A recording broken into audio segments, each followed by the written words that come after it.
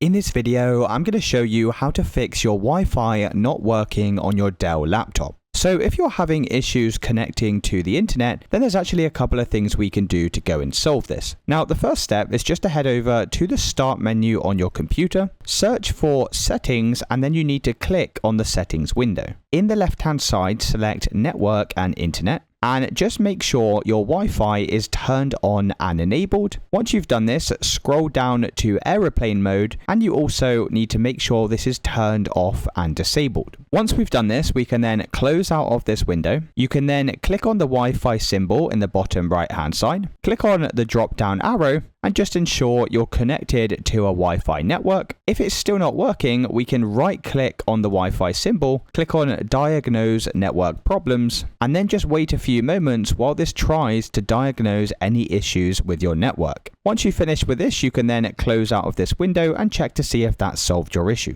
If it's still not working, the next solution is to head over to your Start menu, search for CMD, and then right click on the command prompt and run this as administrator. From this window, you need to type in netsh space winsock space reset and hit enter. Now type in netsh space int space IP space reset and then press enter. Then type in ipconfig space / release and hit enter. Then type in ipconfig space / renew and hit enter. And finally, type in ipconfig space / flush DNS and hit enter. Now, once you've ran all of these commands, you can then close out of this window. And once again, you can check to see if your Wi-Fi is working. Now, the next solution is you can come over to the Start menu and search for Device Manager, and then just click on the Device Manager window. Click on the drop down arrow next to Network Adapters, and then locate your network adapter. It's usually going to have Wi-Fi in the name, so mine's this Intel Wi-Fi 1 here. And we need to right click on this, click on Properties, click on Power Management,